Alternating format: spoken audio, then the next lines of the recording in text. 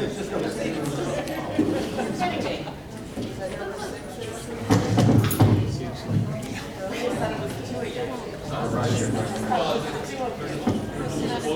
think about it. Here we are. Why did you tell us? Oh, yeah, thanks.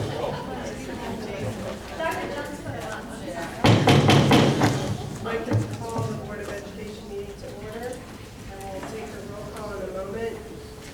Those in attendance are reminded it's a meeting of the Board of Education conducted in the view of public. Any person, while being heard at the Board of Education meeting, may be called to order by the president or any other member of the board for failure to be relevant to the business of the board, for any vulgarity or for personal attacks of persons or institutions. Roll call, please. Mr. Armstrong? Here. Mr. Bonacci? Here. Mrs. Powers? Here. Mr. Spangler? Here. Mrs. Wright? Here. And please join me for the Pledge of Allegiance. To the flag of the United States of America and to the republic for which it stands, one nation, under God, indivisible, with liberty and justice for all.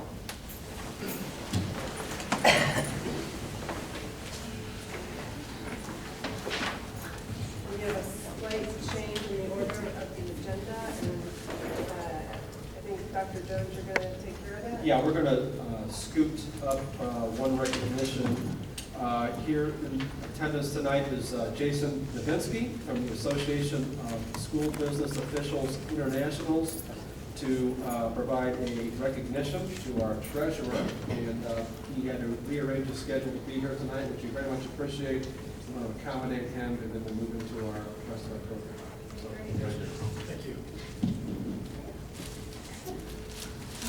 Good evening. I just need you to hold this for a second. I'm here on behalf of ASBO to present the school district with a certificate of excellence. Stow Munroe Falls City School District received the Association of School Business Official International Certificate of Excellence in Financial Reporting Award for having met or exceeded the program's high standards for financial reporting and accountability. The district has actually won this award 8 years running. I've had the distinct privilege to be here the last 7. It's important to the community for 5 specific reasons. 1, credibility. It validates your district's commitment to fiscal integrity. 2, confidence. It shows the community your high quality of financial reporting that's happening here in your district. 3, savings. By receiving this district, it helps support your bond rating for credit evaluations. 4, it shows transparency by sharing financial information above and beyond what is required. And lastly, recognition. It recognizes Catherine, the district, for outstanding reporting and going above and beyond. So, Catherine, if you wouldn't mind coming up and accepting the award.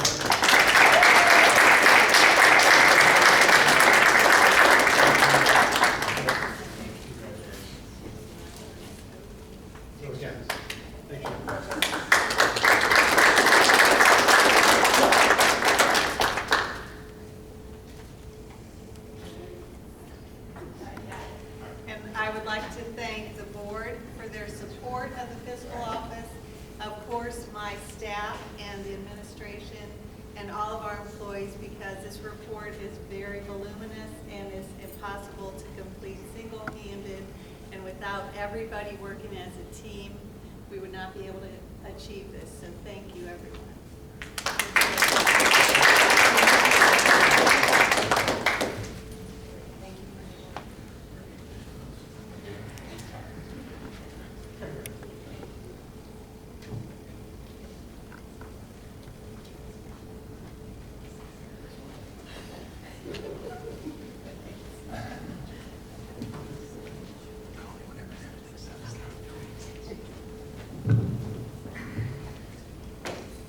And now I'd like to introduce Dr. Marty Saturnow, our Director of Special Services. She's going to provide a report on our federal funding as a report as it regards to IDEA. So, Dr. Marty. Thank you, Dr. Jones. Good evening.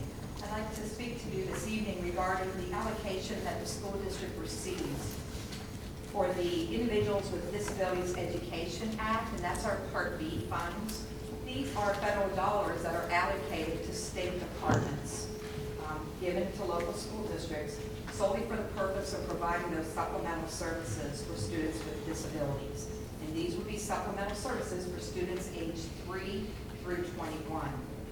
Wanted to bring to your attention that this year's allocation for our federal IDA dollars is approximately $953,035. $953,035.04. This is a decrease from last year's allocation, approximately $10,000, and the year before, 2011-2012, when the district received over $1 million, it's a decrease of approximately $50-some thousand. Every year there seems to be a reduction in funds, despite the district's increase in the number of students that we have identified as having a disability requiring support services. This year, the district has approximately 610 students that have been identified and receiving services via an IEP. As you're aware, and I also put in the folders in front of you, that's the file folders, there's a document there entitled The Use of Funds Guidance for IDEA Part B Funds. And this are the rules that we are obligated to follow for expenses that are considered to be allowable and non-allowable expenditures for how we use our allocations. Basically, this year, our funds have been allocated to provide educational programs for some of our students outside the district, namely Cleveland Clinic for the autism program, Lick Clinic, as well as Harbor Education, and that's the alternative education program for some of our students requiring that level of intensive support. Those services for students within the district in which our funds have been allocated, we allocate 52 days for behavioral consultation with PEP. United Disability Services provides vision support, orientation and mobility, and moral support for some of our students needing that level of support. We also fund a full-time mental health social worker at the high school. We provide support through Summit County ESC for our preschoolers, as well as occupational therapy, physical therapy, and we have also funded 5 days of an educational audiologist through Children's Hospital Medical Center. And many of those contracts you see and you approve, and you'll be approving some of those this evening. Other program costs that we fund through our IDEA portion of my salary, as well as the supervisor of special services and our administrative assistant, professional development for our teachers in the area of crisis intervention, literacy, how to work with students that have been identified as having autism, as well as we provide technology, individual student use, as well as for our teachers, our special education teachers, to use with our students. Classroom supplies, we also fund testing protocols that our school psychologists and our speech and language pathologists uses, as well as special service office supplies. As I shared with you previously, we were able to move about $15,000 of our IDA funds into the technology and instructional supply because we were able to fund our parent mentor by having a grant approved through the state of $25,000. So in your file folder, it has the information that I just explained this evening to you, as well as the budget sheet for you to look at. We'll notice that we are provided funds as well for non-public services, and that is for Holy Family School. They have a number of students that have been identified as having a disability, and therefore they are provided funds for us to use for them that services. Also have a letter, Stow Munroe Falls City Schools receives IDA Part B funds fiscal year 2014, and this is advertised on our website in case anyone from the public has any comments or questions that they may have regarding the use of our funds. Do you predict it'll be going in that direction as far as funding, or? As far as? Yeah, like we're gonna have the same kids kindergarten through 12, so that gives you a good baseline for that next year, so it's not gonna change by much. What changes is the formula that the state uses to allocate the funds. And if that formula changes as far as the discretionary funds, or even how they code what percentage they consider local funds should be responsible for, then it could continue to be decreased. But as far as the number of students, I see that we'll continue to identify a significant number of students. I hear all the time families that call and they hear about the great educational programs that we have for students with disabilities. And I know, speaking on behalf of our special education staff, they put their heart and soul into how they work with students. So I see more and more individuals moving into the district in order to take advantage, as well as we're having an increased number of early intervention students that have been identified and then receive services when they become preschool age. So then when it's time to transition from preschool to school age, then of course, that's what we're here to support them. The funds, the 900, almost $1 million, 953,000 that we have this year. Is that enough to cover everything that the cost? Of how we support? Yeah, No. how we support. No. And in fact, the state wants the local districts to expend their money. That's why this is considered to be those supplemental dollars for us. So no, we still have to pay a significant amount, and I know Ms. How Baldwin much can falls speak to out that. of the general fund? I believe the report that I sent you from the past was close to $2 million. Over $2 million was spent for special education. And again, this is about $1 million of that, so. Okay. So this is about 50%. A little less than that, yeah. So a lot of the things we do vote on aren't fully funded by. That's correct. That is correct. It'd be nice to know which items are funded and not that we vote on. We typically put that on the agenda. I didn't see it. I'll be Funded asking by that. Title I or IDE, typically. I see a lot come through that have Title I yet, but almost everyone I say it's that, but I don't see any come through that says not funded by Title I. You should assume that if it doesn't say Title I, it's not funded by, it's general fund. Maybe we should do that to specify that people will know how much we spend. Just a thought. Thank you. Well, for Mr. Armstrong, just as a point of clarification, if the district has paid out of the general fund for special education costs, we cannot in the next year use the federal funds to pay for that out of the federal fund. It has to stay in the general fund as an expenditure. Right. So those expenditures annually carry through, and as Dr. Saturnow mentioned, the entitlement that we get is based on the number of disadvantaged students that That's right. we're serving and how much the district is spending. So if we were decreasing what we spent, we could never The supplant. those entitlement, funds. because they're saying how many students, yeah, I understand it's based on, but one of the things that worries me, and this has been at least for 5 or 6 years, is our report card has, we've been weak in this area. For our report card. Well, again, we're weak in this area. And the funding. So I don't know, are we spending it the right ways or not? I wouldn't agree with that. I know, but, when you see the Cs in that particular area, yeah. That's, That wasn't just an idea. when you said this year, you said the last 5 or 6 years, so. We've been weak in this area. Any more questions? All right, thank you. Thank you. Also, I'd like to introduce Karen Moore, our Director of Academic Achievement, who oversees our Title I funds, and she's going to give the board an overview of how those dollars are allocated.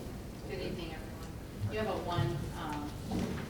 just a one sheet on some of our other federal funding. Title I, which is based on free and reduced lunch. We receive that money based on the number of students who are eligible for free and reduced lunch in our district. The service, though, is provided for students who are at risk of failure. So there's a difference. So it doesn't necessarily mean that if the student's receiving Title I services that they're also free and reduced lunch. They're two separate items. This year, our allocation for Title I is about $438,000. Last year, we received about $506,000. So again, it has decreased throughout time. Title IIA, you'll see on the sheet, we have Title I services this year at Echo Hills, Indian Trail, Riverview, Woodland, Lakeview, and Kimpton. In order for a building to qualify for Title I service, they must have more free and reduced lunch than our average, our district average. And so these particular buildings this year are able to qualify for Title I service. With that money, we're going to be hiring 10 Title I tutors, so we have 10 Title I tutors. We use that money for supplemental supplies and materials for those students, professional development for those tutors, and also teachers that have Title I students within their classroom. And we also bring in Dr. Tim Brzezinski, who is a literacy expert, who is a professor from Kent State, who actually is nationally and internationally known, and he's coming to speak with our parents and our staff. So that's what our Title I funding is used for. Title IIA, which is basically for two things: reducing class size and for improving teacher and administrator quality, and so it's professional development. So Title IIA funding this year, we have about $104,000. Last year, we had about $110,000. Again, a decrease in that funding. We will be funding a teacher. Actually, you approved to hire a teacher for Indian Trails first grade because our class size was not equitable to our other first grades across the district, so we were able to add a position. So that particular position will be paid out of Title I funding, or Title IIA funding, sorry. We also use the remainder of that money for professional development. Title III deals with our students with English as a second language or limited English proficient. And this year we've received $11,782. Last year we received right around that same amount. So again, that's used to provide professional development for our teachers who serve those students who have English as a second language, as well as supplemental supplies and materials. Questions? It's pretty straightforward.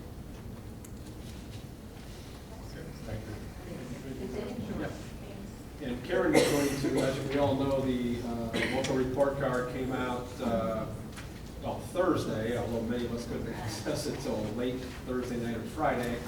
And the first time that they have letter grades, and there are 9 categories. As Karen's getting organized, just a couple comments. When you look at that whole concept of putting together a report card for a school district, that is a daunting task to try to get a full picture of everything going on. The state this year has 9 categories they put a letter grade on, and they had to come up with a scaled score to develop what that letter grade was. There were some value judgments the legislature made in terms of what ends up on that report card. Just as an example, 4 of the indicators are value added, which is the growth measure, which you're going to see a calculation here in a little bit in terms of what that looks like. 2 of those were achievement, performance index, and how well we did on all the standards, which are getting our kids to pass those tests. That's the achievement piece. There's all kinds of other elements that, just because of the sheer volume of information and data, didn't appear. For example, our high school, which is an AP honor roll school for the last 2 years, ranked by U.S. News and World Report, on the top, I believe, 5%? Correct, 5% schools.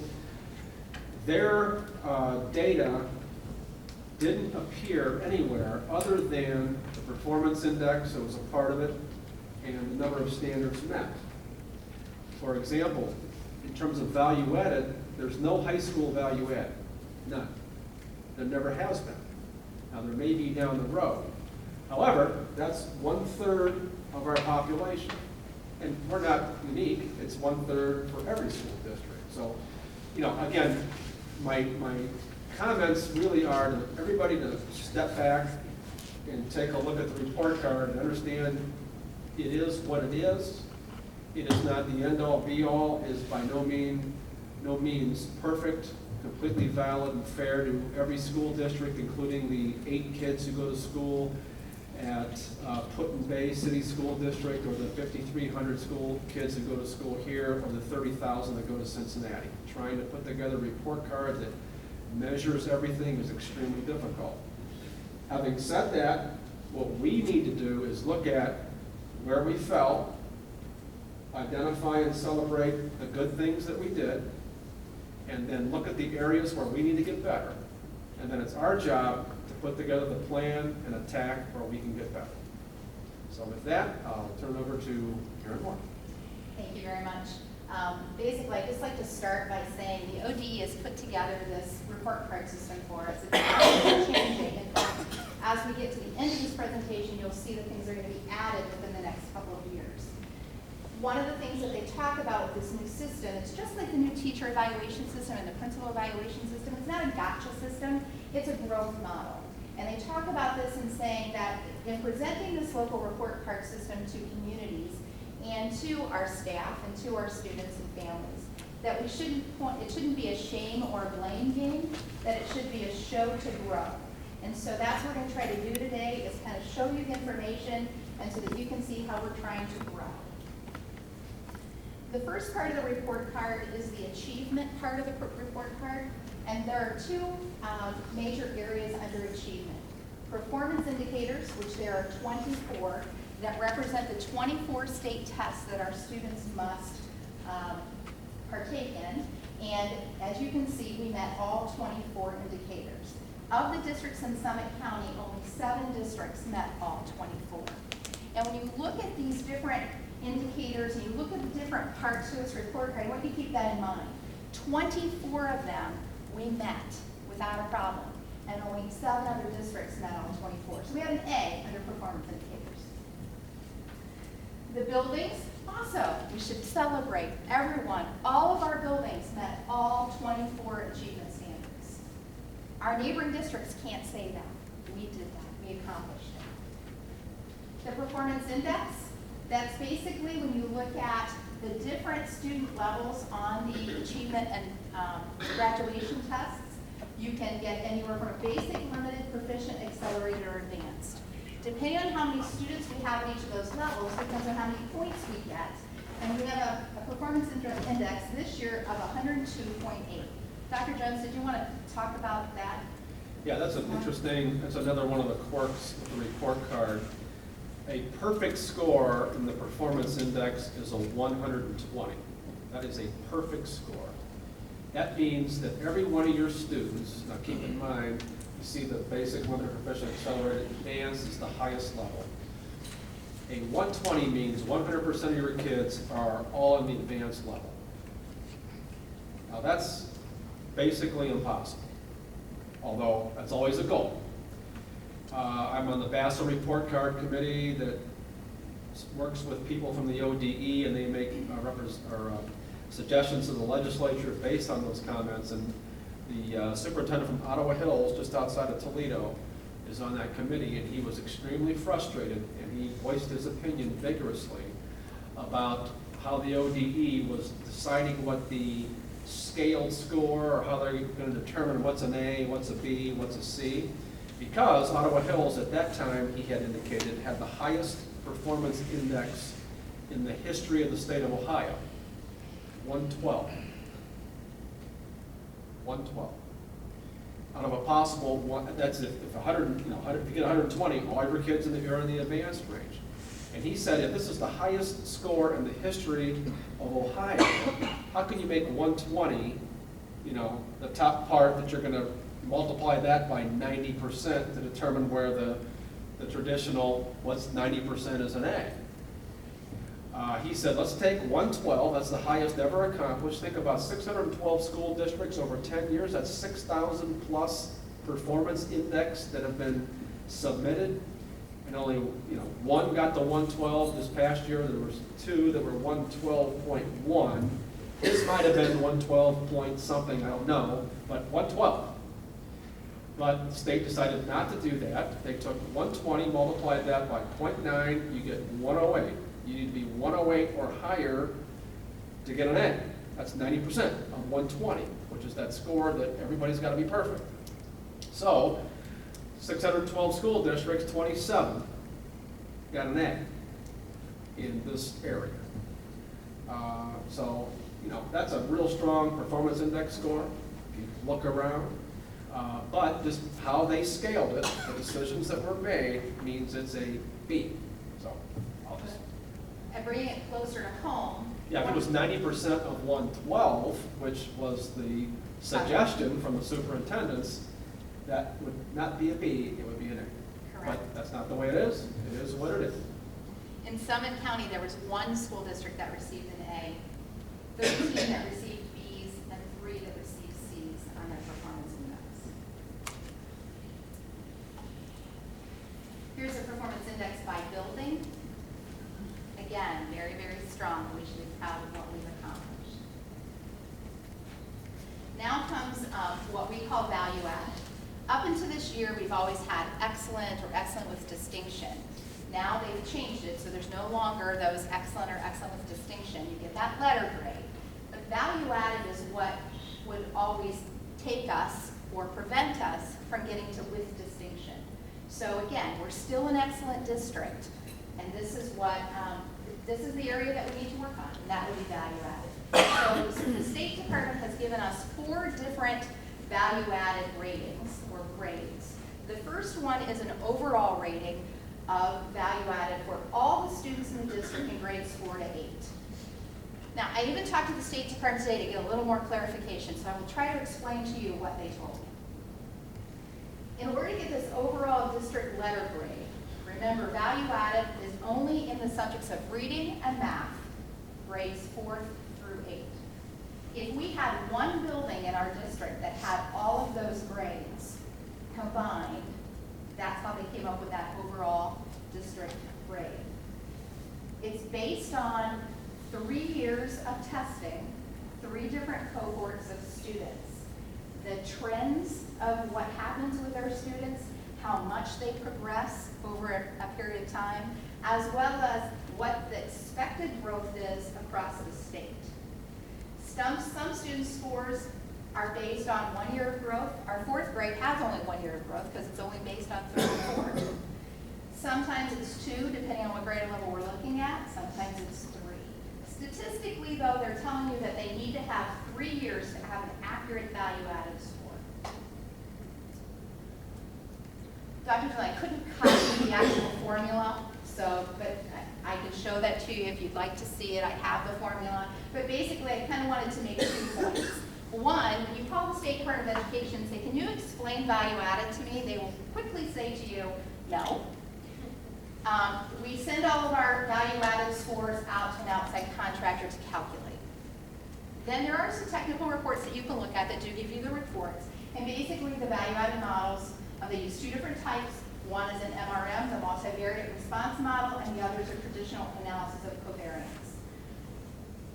When you read the document, it talks about throwing out certain scores, adding certain scores, what do you do with missing scores? I mean, it's a very, very complicated process. What I will tell you is that one of the advantages we have now as we're moving forward with value added is we have access to a website that actually drills down and tells us which students fall into which subgroups, how well they did, and what their value added is. In other words, they tell us if nothing changes in their instruction, here's the projection of where the state feels that they will land. And then if we change, then we can affect that projection. Overall, our district received an overall score of C, a gifted value added of C. On our disabled population, a value added score of C. And then they added this new category called the lowest 20%. I'll try to explain the lowest 20% the best that I can. Basically, they take all of the students who are in grades 4 through 8 across the state, and they divide them into quintiles. So they basically divide them into fifths. So those students who fall in the lowest 20% create one group. Any of our students in Stow Munroe Falls that fall into that lowest 20%, that's who they're talking about in that particular situation.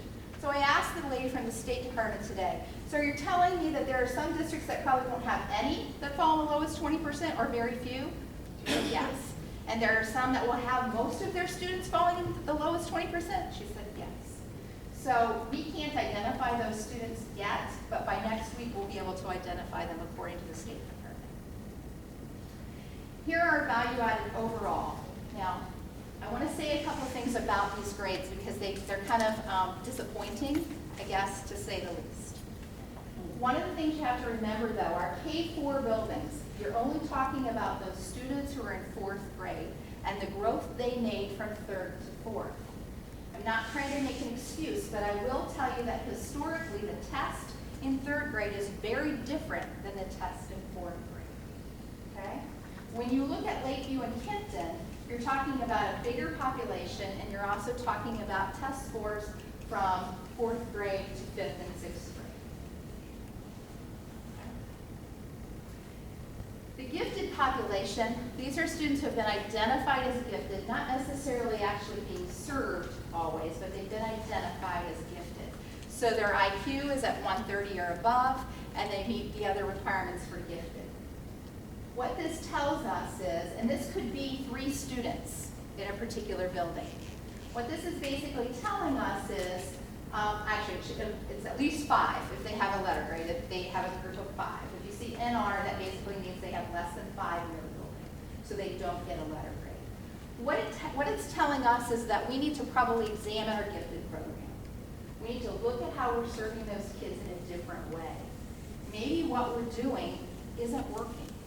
So how can we identify those students, differentiate their instruction, and make sure that we're moving them up? The other thing you need to know about value added is, basically, in order to get value added, in order to get a C, you need to move your students 1 year.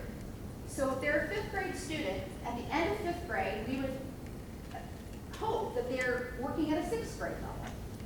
That's how we got our C. We move our kids 1 year. In order to get a B or an A, you must move them more than 1 year. So for example, if Mr. Bonacci is a 5th grade gifted student, he's starting 5th grade at the 7th grade level. In order for us to get an A, if he was our gifted student, he would have to now be working at the 9th grade level by the end of 5th grade. The higher your students are, the more difficult it is to move them exponentially through the grade levels. Okay? The reason why high school has an A, because at this point high school does not have value added. There's no school district across the state where a high school has actually value added. There are some pilot schools out there, things like that, but there are none that are actually graded for value added. This is our student with disabilities population. Dr. Marty, jump in if I need to be corrected or you want to add some more information. But it's the same concept. So our students who are on IEPs also need to move a year's worth of growth. So wherever they start, we need to get them at least a year forward. In order to get an A, you need to move them 2 years forward, and B between 1 year and 2 years. So our expectation, obviously, yeah, we need to work harder. We need to get these kids to move farther, closer to where they need to be. But as you can see, our scores, are they great? No. But a C means that we moved all of our kids on IEPs up 1 year. Okay? Now, if that student is 3 years behind, we needed to move them up more than 1 year. We need to get them as close as possible or above their particular grade level. The lowest 20% I mentioned, that's again based on the state's lowest 20% and which one of our kids fall into that lowest 20%. Again, it could be 5 students in a particular building. You see the NR, that means they didn't have 5, it could be less. Okay, annual measurable objectives. We used to have something called AYP, and basically that was looking at the annual yearly progress for each of our subgroups. And you've heard us talk about subgroups. We talked about, we have an African American population. We have students with disabilities. We have students who are economically disadvantaged, our free and reduced lunch. The idea here is that when you look at all of our students and compare to those particular subgroups, we want to reduce the gap. What the state is saying is we got a B. That's pretty good. We're making those gaps smaller and smaller. So our subgroups compared to all of the students, basically were performing at about the same level, or improving at the same level. Now you'll see our schools. Graduation rate is another thing on the report card. There's a 4th-year cohort and a 5th-year cohort. We received A's in both of those. Our graduation rate is very good, and it's something we're always looking at. We certainly don't want to fall backwards, but we're proud of where we are. 2 things that are becoming to the report card in the near future. You've heard me talk about the 3rd grade reading guarantee and what that means. So basically now, we will be also looking at our K-3 population. Because remember, value added starts at 4th grade. So this is another rating that we'll receive based on how many kids we have who were reading below grade level, and then we'll be able to move them up so they were on grade level by the end of that particular grade. Preparing for success. This has to do with our high school. And as you know, they also don't have value added, so this is something that's going to be added. They're not sure if they're going to actually have a letter grade as a compilation, but we may just get the percentages. So the idea is, what's the percentage of students in our high school who are prepared for college and career? What percentage do we have in dual enrollment? How many of our students actually get an industry credential? Well, for example, our students who are in our culinary program walk out with a certificate. Honors diploma. How many students do we have with an honors diploma? How many students on the AP test score a 3 or above? How many students if we have international baccalaureate classes here at the high school, how many would score at 4 or above? So that's something the state is looking at this point. Okay, so that's our report card kind of in a nutshell. I'll try to answer questions, or Marty and I can try to answer questions if you have questions about the report card. Thank you, Alex. Yeah. Again, I'm not pointing fingers. I'm still struggling to evaluate it. We all are. Okay.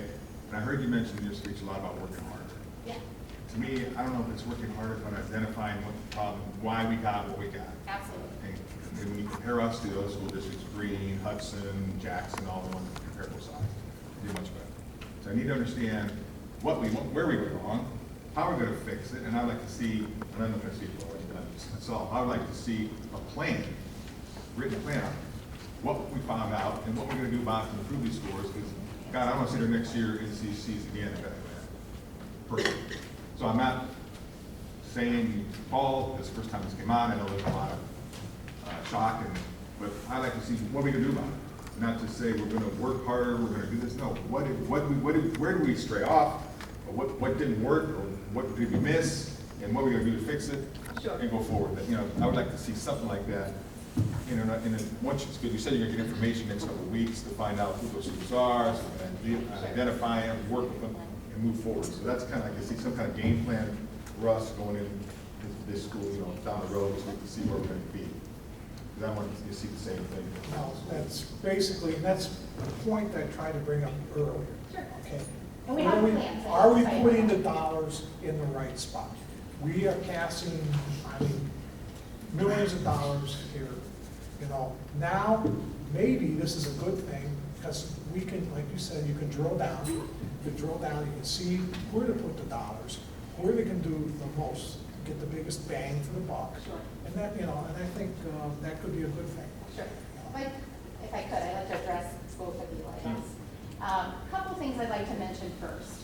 When you start comparing our district to other districts, there's a couple things I think you need to be aware of, and then I'll talk to you about what our plan is.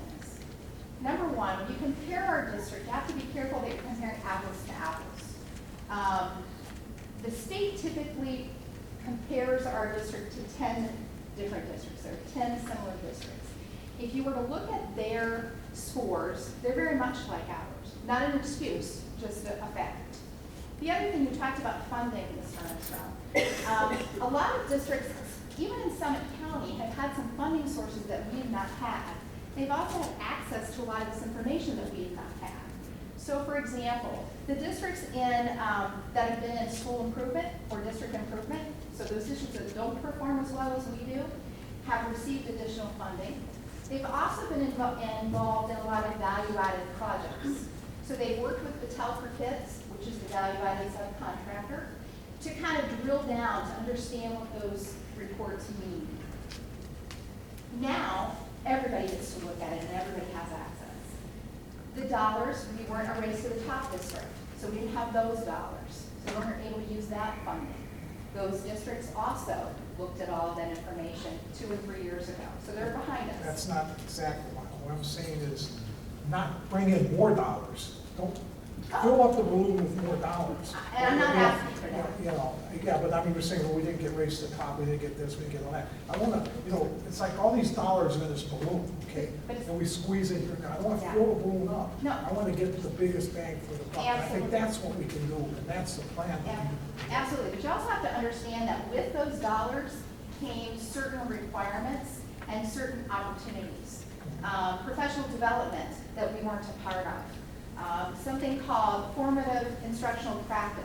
There are FIP districts, and we're looking into that, but that was not available to us prior to now. So there are things that have been available to other districts that we've not been able to be a part of because we're either too wealthy or too high performing when you look at in comparison to other districts in the state. Now, back to the plan. Again, we now can identify the students, we can identify their teachers. Student growth measure, if you'll remember a few weeks ago, Mrs. Polly and Mr. Albrecht and Mr. Novel, thank you, and I put together a presentation regarding the Ohio Teacher Evaluation System. Part of that talked about student growth measure. Well, all of value added, that's student growth measure. We are now this year going to be using shared attribution, which we talked about. So every teacher within this district is going to be worried about value added and really concentrate on what does that mean. How do we take every student that's in our classroom and move them forward? That's our charge, and that should be our charge. So if we do that, our value added scores will not be at C. So specifically, professional development for our teachers to actually understand how do you access that data, how do you drill down, what do you do with that information, and how do you provide lessons and instruction to really move all of our kids forward more than a year's worth of growth. Because they're right, we shouldn't have a gifted population at a C. We shouldn't have students with disability at C. We shouldn't have any students in Stow Munroe Hall at a C. That's not acceptable. And so that's what we need to move forward. And if I could, speaking to the population of students with disabilities, we will continue to look at those best practices. We, of course, are mandated and required by law to identify the student's disability and how it impacts them in the general education curriculum. So our teachers are going to be providing that intervention. We've looked at, we really recommend that we do more co-teaching, where students with disabilities remain in the general education curriculum so they have access to the same instruction as their typical peers. However, recognize we may have to pull them out at times in order to provide that reinforcement or that intervention. We're going to have more collaboration between our special education teachers and the general education teachers. Again, have that teaming. What are the standards that we want all our students to achieve? As well as we'll continue to look at literacy, best practice literacy programs, math programs, as well as we continue to do an outstanding job with students with disabilities that have other needs besides academic needs. We now have coming into our school students that have some pretty significant emotional needs, some behavioral needs, and we recognize that it's difficult for us to address academic challenges when we need to start working on how we provide support for students with emotional needs. So again, our special education staff, myself included, we will continue to do what we need to do to see that we improve our grade for our students with disabilities. Thank you. And just in closing, I guess the one thing that I didn't mention was the reason why value added was even created.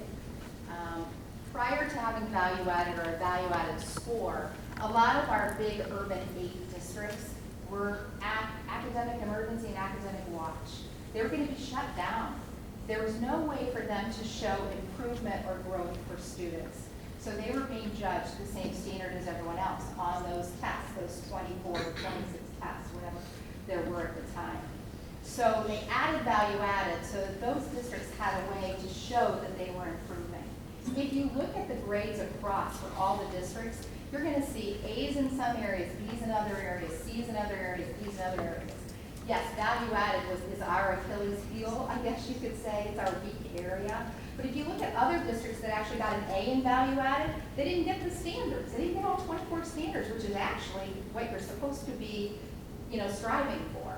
So again, are we happy with the C's? No. But we are happy with the fact that we got 24 of those standards. The state could have decided that they're going to give us grades for all 24 of those tests. We would have had 24 A's, but they chose not to. They chose to just give 1 A for all 24 tests. You'll notice there are districts, like I said, there aren't that many districts around us that actually got all 24. Other questions?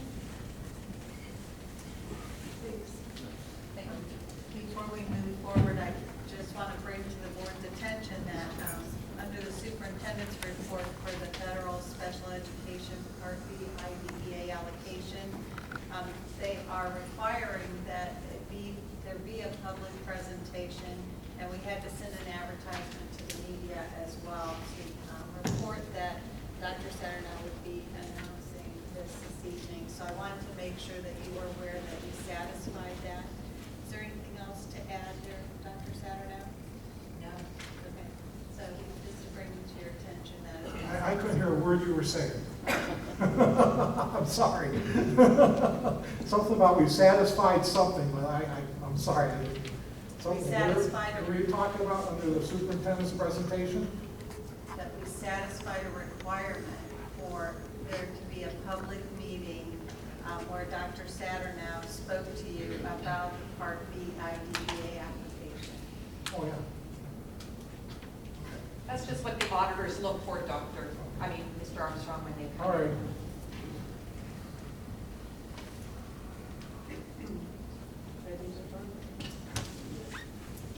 I wish to recommend that the Board of Education approve the minutes for the following board meetings. June 27th. I'd like to divide the minutes, please. Do you have a motion To for vote on. that? No, I'm requesting that the minutes for all 3 meetings be divided. Anybody else? There's no, just a I request. know, you have a motion, though, that's No. what we need. No, it's a request for dividing of a motion.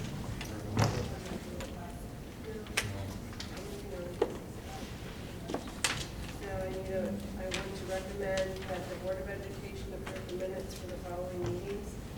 June 27th, regular meeting, July 10th, emergency meeting, July 16th, regular meeting. So moved. Second. Moved by Mr. Spangler, seconded by Mrs. Powers.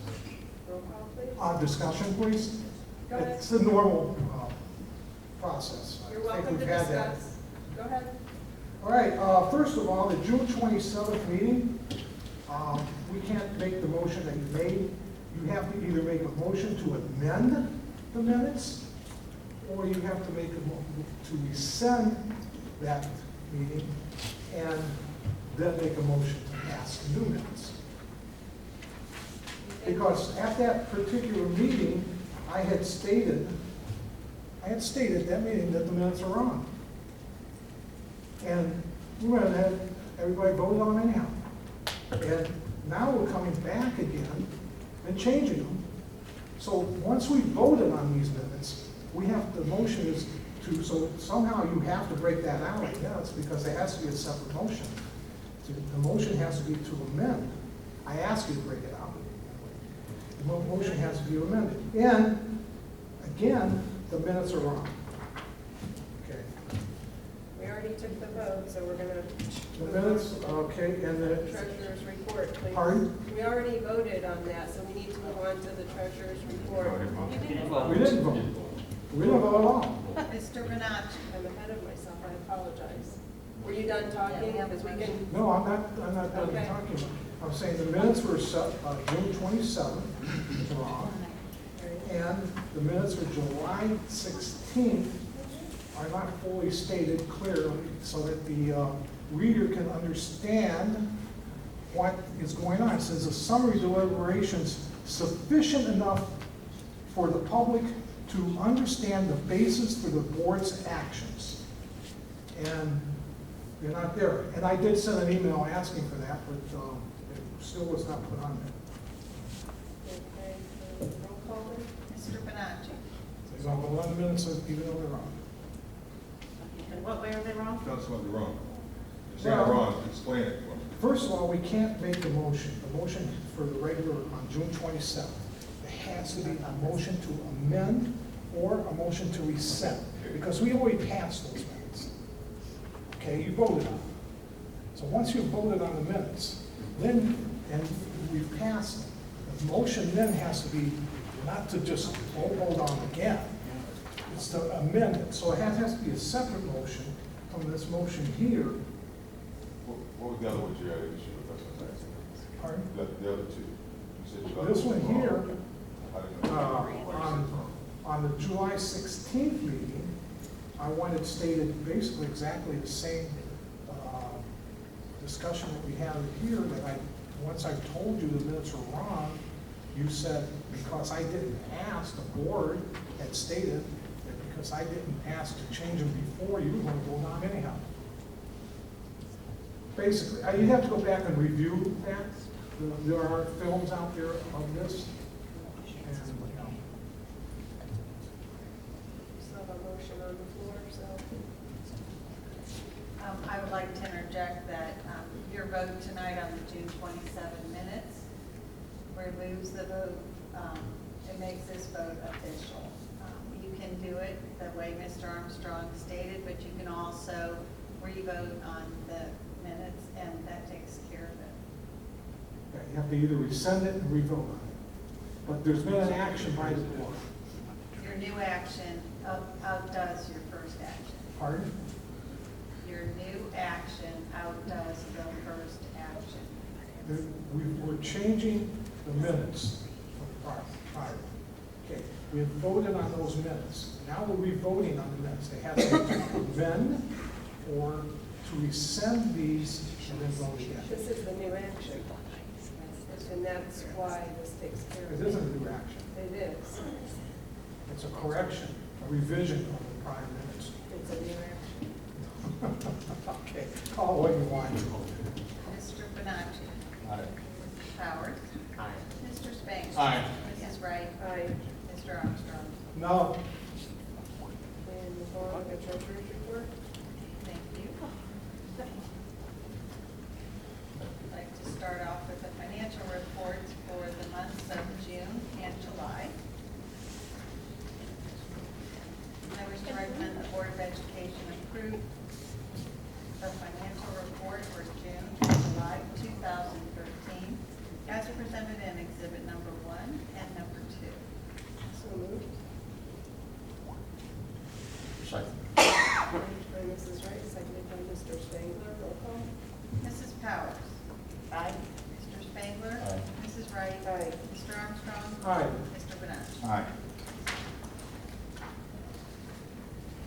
Next item is the check register for both the months of June and July 2013. I wish to recommend the Board of Education approve the check register for the months of June and July 2013 as presented in Exhibit number 3 and number 4.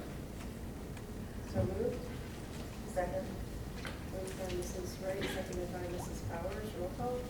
Mr. Spangler. Aye. Mrs. Wright. Aye. Mr. Armstrong. aye. Mr. Benacci. Aye. Mrs. Powers. Aye.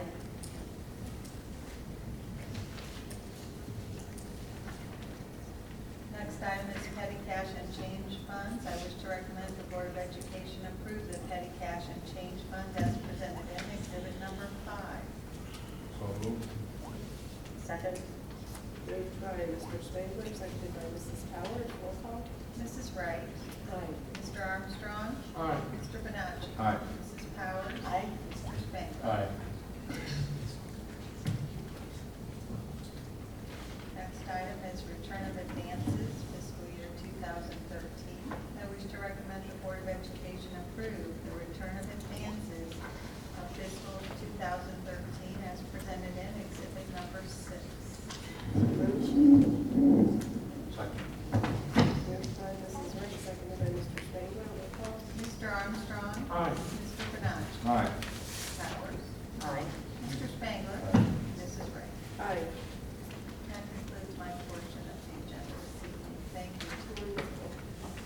we have comments from the audience, and citizens do have the opportunity to bring their concerns to the Board of Education. The comment should be directed to the board. Individuals presenting concerns or questions to the board may not receive a complete answer the same evening. We will study it and consider your concern, and we'll have a board member or central office administrator contact you as soon as that information is available. With that, I have one card from Mr. Latimer. Is he here?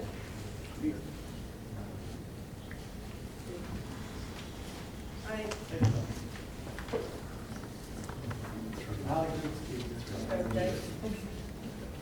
My name is Steve Latimer. I live at 5050 Munroe. I've lived in Stow my whole life. I'm a Stow alumni, class of 76. I've paid Stow property tax for 33 years. I have 3 children that attended Stow schools and all graduated from Stow Munroe Falls High School. I'm speaking to you today not only as a Stow Munroe Falls employee, but also as a concerned parent. My wife and I belong to 2 local organizations. These organizations have donated thousands of dollars to Stow students. I am a Stow bus driver. Nearly 70% of the bus drivers live in the city of Stow, and this is our community. What I like most about my job is seeing the maturity grow in the students throughout the school year. It makes me proud to know that parents put their trust in me to get their children safety to school. The safety of our students shouldn't just start at the school door, it starts at the bus stop. Outsourcing is a failure experiment in Ohio. A failure at the expense of our kids' safety and the community's tax dollars. Columbus, Groveport, Madison, and Hudson are all examples of good stories. Hudson's outsourced years ago, and they're on their 3rd private company due to both costs going up and safety issues. I'm asking you, our Board of Education, to please do your homework, do what's best for the community of Stow and your children. As Mrs. Wright said on Friday, we are here because of kids. Mr. Spangler stated, kids come first. Dr. Jones reminded us that we all have an impact and that our relationship with the students may affect them down the road. We need to keep them safe. Even the little ones getting on the bus. And you're right, Dr. Jones, this is why we are here. Let us not forget to keep the safety on the way to school and not just after school. Thank you.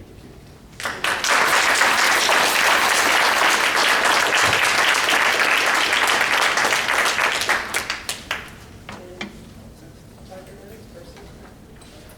Recommendations? Got a comment? Yes. Slattemer, I too graduated 76 from Stow. Oh, I remember.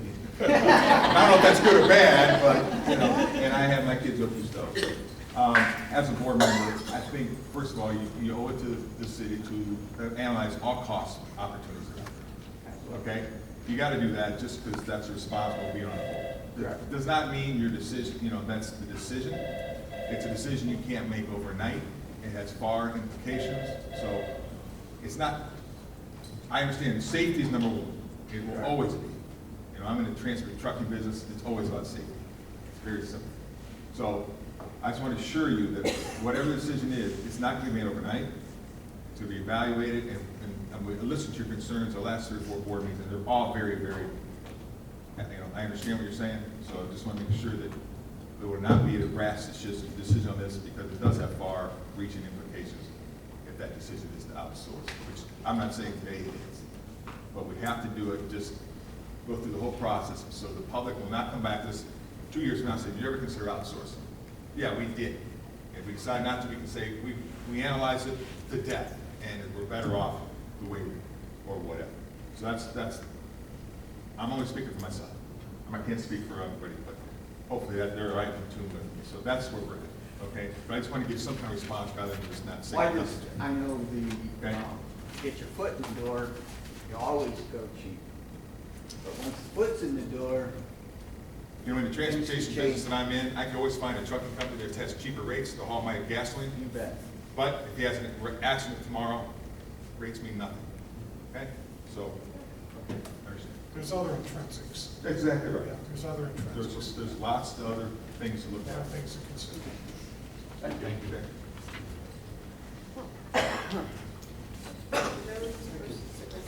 Under item A, personnel recommendations, I wish to recommend the Board of Education approve the certified classified employee recommendations as presented in exhibit number 7.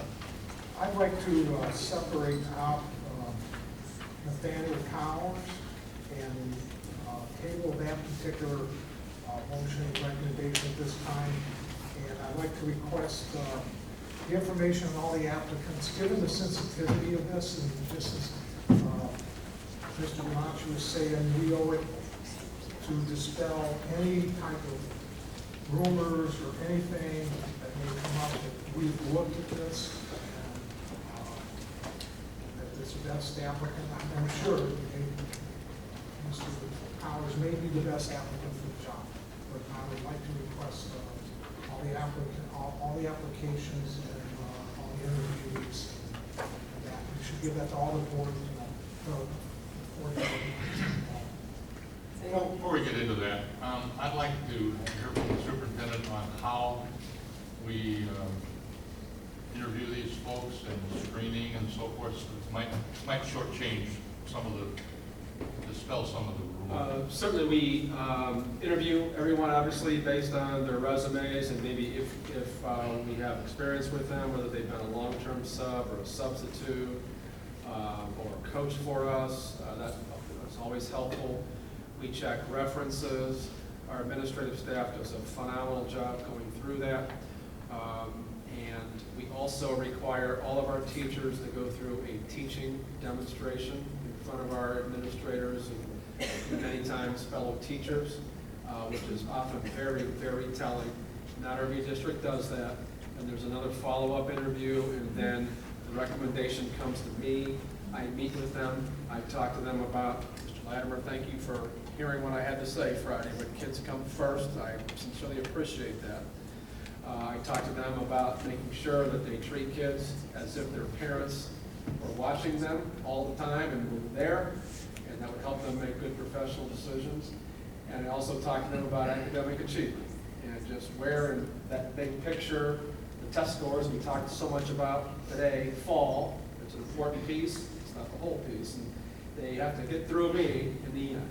So it's a pretty rigorous process. I will also share with you in that recommendation I just made, I've got 1, 2, 3, 4, 5, 6, 7 pages of individuals that are being recommended all at once. If you want me to break that out, we can write that certainly, but I mean, it's... All I requested was 1, and I requested, and I'm sure we have a fantastic job of interviewing, otherwise we probably wouldn't have as many good teachers as we do. Okay. And I'll just tell you that every individual... I mean, just given the sensitivity given in the public, and I've already had 2 or 3 calls on this, so I would ask that we do this, just so that we give the parents, just as, we owe it to, this is Fred was saying earlier, we owe it to the public to show. Do you have a we're motion? Do you transparent. want a motion? I want to comment. I hear what you're saying, Okay. Rod, but my point is, I don't want to get to the point where I'm starting to evaluate, second guess the hiring of teachers from our administration team. I don't know what to be looking for. I'm not, never been a teacher. I'm in business, I don't know. So I can't trust the administrators and the principals who do the interviewing, and we got the wrong people out. So in my opinion, whether it's a board member's son or whatever, I'm not gonna penalize this young man who's done a long, I did some. I'm not saying penalize, all I'm saying is. Well, you're isolating the guy but out it because it's deserves, related to the board. but because we should give it that scrutiny. Well, Okay, just as. Give them all this. But see, That's all. but If you see, don't agree with me, fine. But see, I investigated, he did a long-term sub here, he got positive recommendations from that, young man's an Eagle Scout. I have no issues. I didn't see that, so I'm asking for that. I never saw any of Just that go ask information. him. I didn't look at I'm the asking- application. I knew he did a long-term subject. So, But I don't want to. all I'm asking for is that. I would mean, hate to, if you personally, don't I'd want hate to go through all of the resumes for all these people And interviews. individually and interview them No. in place of the administrators that we hire to do this job. I'm just thinking you're setting a precedent, that if we have a teacher who's been teaching 30 years and their child comes in and wants to teach in a school district, now we gotta interview that child. We have excellent teachers I'm here. asking because it's not, that is a different situation. Do you want to I'm put a asking motion because on it's the an floor? elected We, official. I'm we asking- also, you know, That's fine. we want to pull somebody out because they have red hair and review their resume. That's not what I'm saying. If But that's, you are if discriminating. that's what you think I'm It's just- saying, you're I'm gonna just- say it one more time, Russ, because it's an elected official, okay? Because there is a certain code of conduct for elected officials. I want to make sure that we dotted all our i's and crossed all our t's. Okay? If we had If one the other, rest of the board does not agree with me, and you think we did, then fine. we had one other program, one other individual like this type of a thing. And the individual now is a principal at one of our buildings. We have to be very careful on voting. And Mrs. Powers cannot vote on this, but the remainder of the board can. And I would recommend so move that we do so. And I, as superintendent, am recommending to you that the people here are the best people that we have, man or woman, for those jobs. I wouldn't be presenting them to you. That's why they're there. And I stand by it. Motion on the floor. Okay. Second. Moved by Mr. Spangler, seconded by Mrs. Wright. Roll call, please. Mr. Bonacci? Aye. Mrs. Powers? Stay. Mr. Spangler? Aye. Mrs. Wright? Aye. Mr. Armstrong? No. Item B is supplementals. I wish to recommend the Board of Education approve the supplementals in the non-certified resolution as is presented in exhibit number 8. So moved. Second. Moved by Mrs. Wright, seconded by Mrs. Powers. Roll call. Mrs. Powers? Aye. Mr. Spangler? Aye. Mrs. Wright? Aye. Mr. Armstrong? All right. Mr. Bonacci? Aye.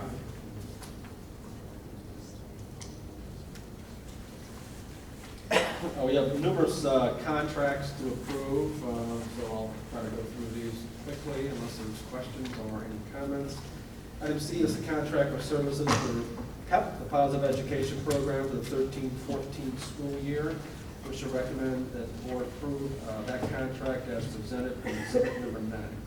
So moved. Second. Moved by Mrs. Wright, seconded by Mr. Spangler. Roll call. Mr. Spangler? Aye. Mrs. Wright? Aye. Mr. Armstrong? All right. Mr. Bonacci? Aye. Mrs. Powers? Aye. Item D, I wish to recommend the Board of Education approve the contract with Children's Hospital Medical Center for our audiology services as presented in exhibit number 10. So moved. Second. Moved by Mrs. Powers, seconded by Mr. Spangler. Roll call. Mrs. Wright? Aye. Mr. Armstrong? Aye. Mr. Bonacci? Aye. Mrs. Powers? Aye. Mr. Spangler? Item E, I wish to recommend the Board of Education approve the Akron Children's Hospital Nursing Service contract for the 13-14 school year as presented in exhibit number 11. So moved. Second. Moved by Mrs. Wright, seconded by Mr. Spangler. Roll call. Mr. Armstrong? All right. Mr. Bonacci? Aye. Mrs. Powers? Aye. Mr. Spangler? Aye. Mrs. Wright? Aye. Item F is a contract for services with Akron Child Guidance and Family Solutions. And I wish to recommend the board approve that contract for the 13-14 school year as presented in exhibit number 12. So moved. Second. Moved by Mrs. Powers, seconded by Mr. Spangler. Roll call, please. Mr. Bonacci? Aye. Mrs. Powers? Aye. Mr. Spangler? Aye. Mrs. Wright? Aye. Mr. Armstrong? All right. Item G is contract for services PRN therapy for the 13-14 school year. I wish to recommend the Board of Education approve that contract as presented in exhibit 13. So moved. Second. Moved by Mrs. Wright, seconded by Mrs. Powers. Roll call. Mrs. Powers? Aye. Mr. Spangler? Aye. Mrs. Wright? Aye. Mr. Armstrong? All right. Mr. Bonacci? Aye. Item H, contract for services, United Disability Services. Wish to recommend the Board of Education approve the agreement with UDS for providing supplemental services for the 13-14 school year as presented in exhibit number 14. So moved. Second. Moved by Mrs. Powers, seconded by Mr. Spangler. Roll call, please. Mr. Spangler. Mrs. Wright. Aye. Mr. Armstrong. Aye. Mr. Panacci. Aye. Mrs. Powers. Aye. Item I wish to recommend the Board of Education approve the contracts with Harbor Education Services to provide special education services in the LEAP program in the 2013-14 school year for those students who have IEPs as identified on the agenda and presented in exhibit number 15. So moved. Second. Moved by Mr. Spangler, seconded by Mr. Bonacci. Roll call. Mrs. Wright. Aye. Mr. Armstrong. Aye. Mr. Panacci. Aye. Mrs. Powers. Aye. Mr. Spangler. Item J is contract for services. This is Holy Family, PSI. I wish to recommend the Board of Education approve the PSI contract for the 13-14 school year as presented in exhibit number 16. So moved. Second. Moved by Mrs. Powers, seconded by Mr. Spangler. Roll call, please. Mr. Armstrong. Aye. Mr. Panacci. Aye. Mrs. Powers. Aye. Mr. Spangler. Mrs. Wright. Aye. Item K, I wish to recommend the Board of Education enroll into Ohio Schools Council Group Retrospective Rating Program with Shakely Uniservice, effective January 1, 2014 through December 31, 2000, I should say 14? Okay, I'm sorry, as presented in exhibit number 7. So moved. Second. Moved by Mrs. Wright, seconded by Mrs. Powers. Roll call. Mr. Panacci. Aye. Mrs. Powers. Aye. Mr. Spangler. Mrs. Wright. Aye. Mr. Armstrong. Aye. Item L is our beverage contract, and I wish to recommend the Board of Education approve the beverage provider agreement with Coca-Cola Refreshment USA Incorporated as presented in exhibit number 18 after quite a few meetings and negotiations and 7-Up and Pepsi and Coke, and this was the best opportunity that we could find. We have a discussion. Sure. Sorry, I meant to read this, I just read it this morning. There's, I believe, if I'm not mistaken, there's a typo, Kathy, in T and 2A, $15,000 front payment, they wrote in 5, it said 5,000, they have in brackets 5, it should be 15, then 10,000 for the next 4 years for 55,000. I think it's a typo in the contract, so you need that fixed. The only other thing I saw, I'm just there is no price for the first year. There is no guaranteed prices for the next 4 years. It's open. It says this is the first year on the prices for the product. But I guess since we have an out clause after 1 year in the party, I guess it's not a big issue. We can't come to agreement. But you know, I didn't know. I believe that was 3% or 4%. It was in our proposed. Yeah, I didn't see it here in your contract. I'll have to double check that. But if you got an out clause, if you can't reach an agreement, then you get out of it in 60 days. The only thing I really saw was the significance. I have no problem with the contract other than the fact that You know, I saw that too. I think it is a typo, and I should have that changed. But what they're referring to is we get a sponsorship bonus of 5,000. We're going to get 10,000 every year. So in that first year, we're going to get 15, and it's 10,000. it's not spelled out that way. Right. So you might want to change it this year or something. Wrote there, but yeah, I will definitely have that. Are we, prior to this, we had a special fund set up for this? Are we going to continue that fund? The board had taken action and directed the money that came into the athletic program.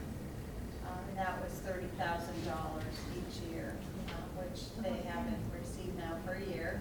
And the board can certainly direct that. So we'll need to take that action again to set that fund up and have these proceeds go into it? You can, yes. It's not a separate fund, it would direct it to go into the athletic program. Right, the $5,000, the $55,000 over the life of the contract.